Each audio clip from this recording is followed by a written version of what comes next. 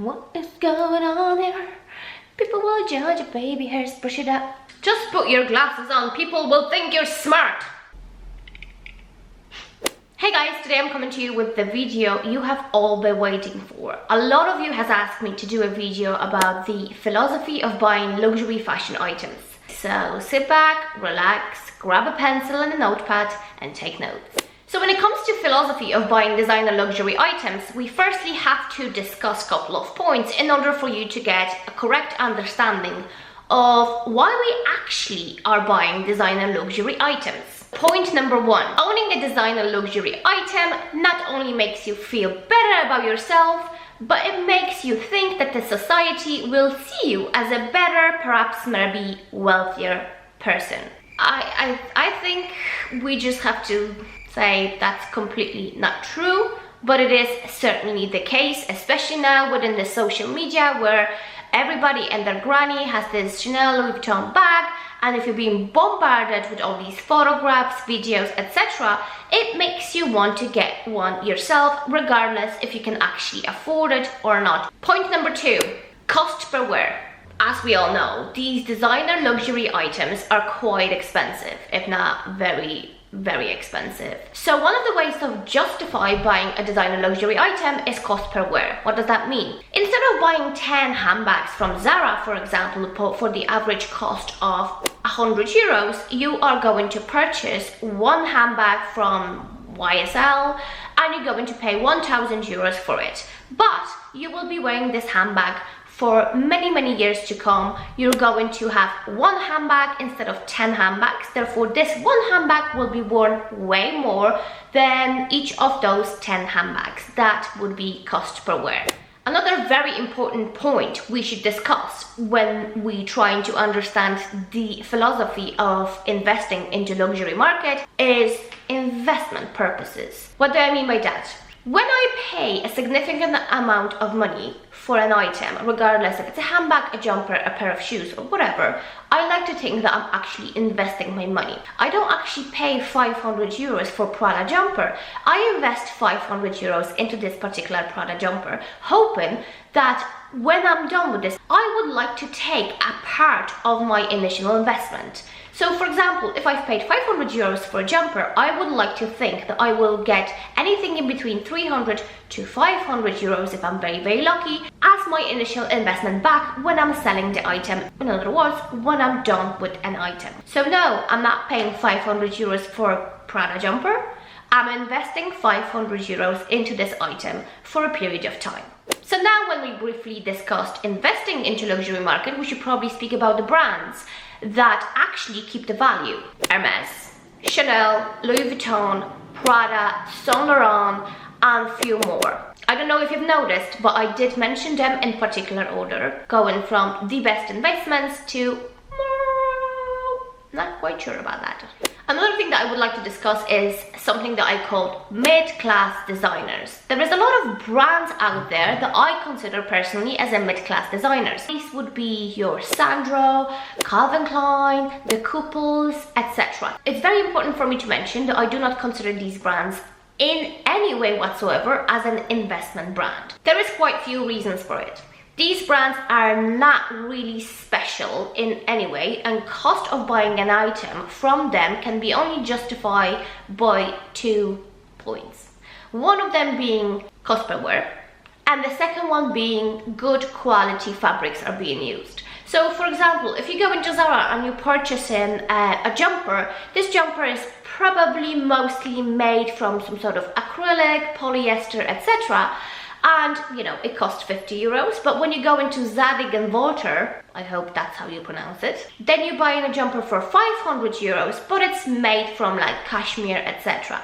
Most of these items are made from really high quality fabrics, being like cashmere, wool, silk, real leather, etc. So unless you really like the item and you want to purchase it and you can justify it as a cost per wear, or you like the fabrics being used, that is the only reason why you would buy those items. They do not hold the value whatsoever. So now when we have a brief understanding of how this luxury market kind of works, we should probably concentrate on items that make most sense as an investment by category. So when it comes to making an investment, bags. Bags are the items that will store the value the most and make the most sense when it comes to investing money and hoping to get your capital back. So why is that? That's because bags are so easy to keep in immaculate condition. Regardless if you wore the bag once, 7 times or 28 times, there is ways to keep your bag in absolutely immaculate condition. I presume that you're going to take a really good care of that handbag that you paid shit ton of money for. So we have bags covered. Let's move to clothes. When it comes to clothes, the biggest problem is that it's very difficult, or quite difficult, or definitely more difficult to keep the clothes in immaculate condition, especially for women. Like, we wear makeup, so if this is a designer top and I'm putting it on, I will most likely get makeup all over here. Therefore, I have to wash it, dry it, etc. And as we all know, items are getting worn, getting sign of wears when we wash them, when we use them. It is also important to mention that clothing trends are changing more often, faster than bag trends. There's bags that you can be wearing for years and they're still relatable, and clothes, as we all know, seasonal. And the third category will be shoes. Shoes, in my opinion, are the worst investment by category that you can possibly make. Why? Most of designer shoes have leather sole. What does that mean? The minute you wear them, you walk outside, you go on the pavement, there is a sign of wear on the sole. Therefore, the shoe will be considered secondhand and worn. So again, shoes probably the worst investment when it comes to looking at it from category point of view. I pronounce category quite funny. I do realize that. So now, when we have it all covered, let's talk about the actual brands. So what are the best brands to invest in? I'm going to be referring to bags because I already told you that bags are the best investment you can possibly make. You see, it's pretty simple, and there is one rule. The harder it is to get the particular handbag, the more people want it, the better resale value, the more money you get in your pocket. So what are the best handbags to be investing in? Well, obviously the ones that are super duper hard to get. Yes, you guessed it, it's Hermes. But not every single Hermes handbag. We're only talking about Birkin, Kelly and Constance. So you see, the retail price of these 3 handbags is basically half price of a resale market. What does that mean? If you happen to be lucky enough to be able to purchase one of those bags from the boutique, the minute you actually walk out from the boutique with this handbag, you have made 100+% more money than you've paid for the handbag. So the bag is 7,000 euros, you walking out, it's worth 14,000 euros plus if you decide to sell it immediately. And you see, those 3 handbags would not only be considered the best short-term investment, they would also be considered the best long-term investment. What's the difference in between short-term investment and long-term investment? So short-term basically means that you are able to make profit, make money, or at least get your money back in very short period of time. And long-term investment, it would mean that it takes time to get this money back or make profit, etc. So the next type of handbags that are really worth investing in are timeless classics. And I'm going to be referring to like Chanel classic flaps and things like that, generally classics, and Louis Vuitton classics. You see, these handbags are widely available. You just walk into a boutique, you ask for one, and as long as you have money in your account, you can purchase that handbag. The minute when you walk out from the shop, you're not actually making any money. In fact, you'll probably lose money because the handbag would be considered secondhand, and why would I purchase from you when I can just go to the boutique and experience purchasing it from the boutique? Unless I live in the area where we don't have the boutique. There is a lot of countries where Chanel boutiques aren't present. Therefore, that means that the person who wishes to buy one must either travel abroad or else use a personal shopper to purchase one. And as we all know, nobody works for free, so you're willing to pay premium. But this is kind of a little bit of like, you know, only applies to those clients from these particular countries. So how would this apply to you, provided that you live in a country where Chanel and Louis Vuitton are widely available? Well, you see, these two brands are pretty well known from increasing their prices. Not only they increase their prices annually, but occasionally they do it even up to 3 times a year. The average price increase in Chanel is about 500 euros. So yeah, do the math. It's a lot. So what does that mean? For example, if you've purchased Chanel Classic Flap in 2008, you have paid about 1,700 euros for it.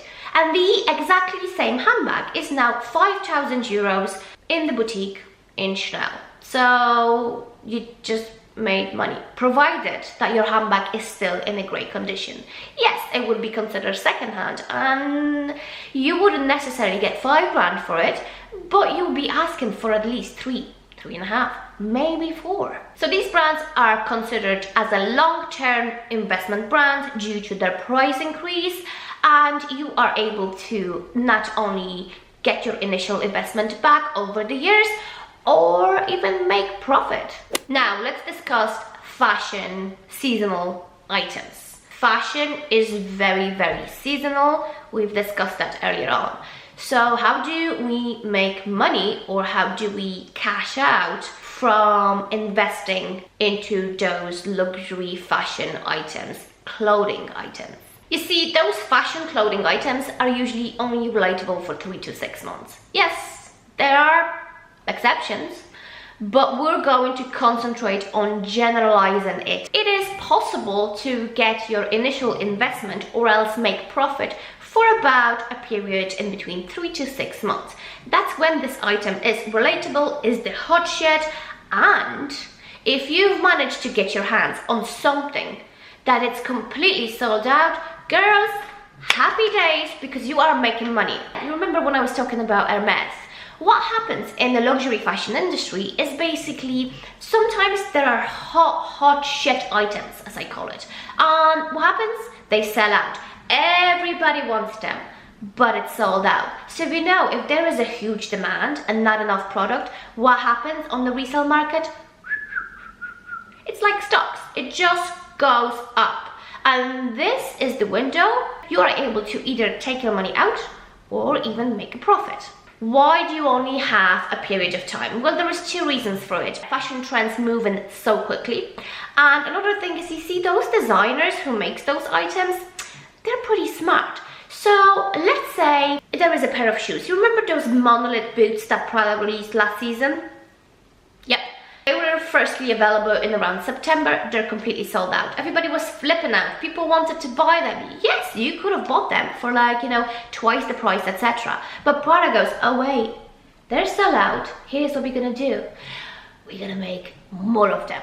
And that's a second release, as I call it. So you're only making money in between the first release, the sellout, and the second release. Whenever the item becomes available again, what would I buy from you if I can just get them on the website or in the boutique, etc. It's available again. You've lost. Sorry, not sorry. So we spoke about clothing, and now I'm going to say pretty much exactly the same thing about footwear. You see, with footwear, there is another difficulty as well, which is the sizing. Like, if you're buying a jacket, a dress, or a blazer, and your size isn't available, but you really want it, right? You can kind of go like, I know, I'll squeeze into size smaller, or you know what, I'm gonna get size bigger. It'd be a bit kind of oversized, that's grand. Or I might get it altered to make me fit. You see, this is not going to happen with the shoes. Like, you need to get your own size. Yes, you can wear a sock with a boot, but you're not gonna wear a sock with your like Saint Laurent heels. See where I'm going with this? They're more difficult to sell because if you're like me, a midget that has a size 34, 35, sometimes 36, there isn't that many people on the planet Earth that would not only like that shoe that I am trying to sell, have the same shoe size, be able to afford them perhaps. It's a difficult category to be able to get your money back, your investment back. Just, you don't want to, generally, don't invest in shoes. This would be my top tip of the day. You see, we've pretty much now discussed everything, but I'm going to mention one more thing. When it comes to fashion, fashion kind of works like on the clock. So what happens to the whole fashion industry, designers, non-designers, there are trends. And you see, the trends repeat themselves. We're at the point in the life of humanity that it's very, very difficult to actually come up with something new. So what happens is every 20 years, the trends are coming back. Do you remember like last year or even 2 years ago, the whole 2000s were back? Do you remember this collaboration Dior did with John Galliano with the whole monogram all over? That was the hottest shit. This was something that was happening in early 2000s. It was like a new release, new fashion trend. Then, you know, 5-10 years later, everybody was like, oh my god, that is so cheesy. That is just like, oh, like, what would you, like, I can't believe you actually bought that handbag, you know, it's just, no. You know, saddlebag and things like that, and generally monogram and logo mania. Well, now in 2000, what was it, 18 it started, 2019.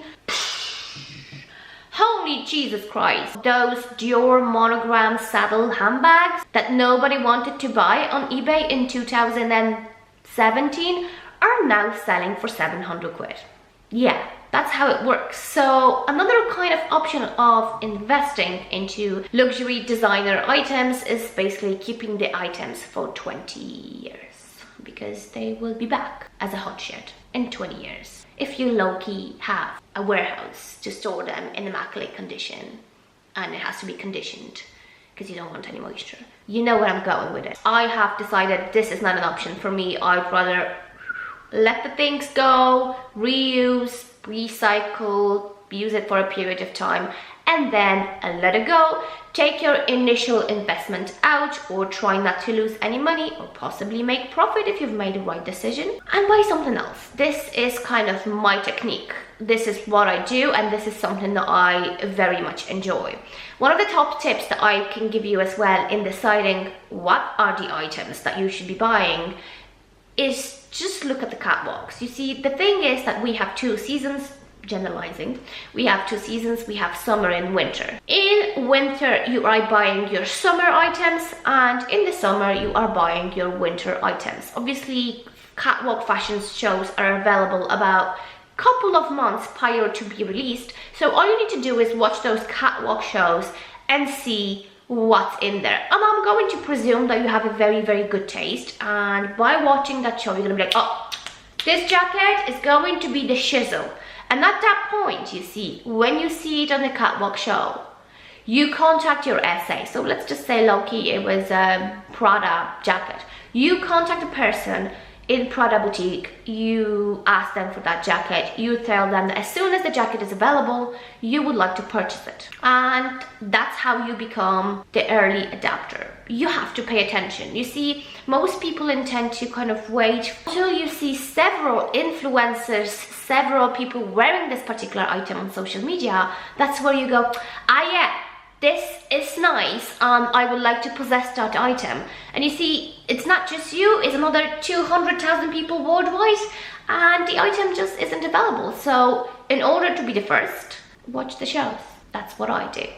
Anyways, listen guys, enough talking. It's been a long video.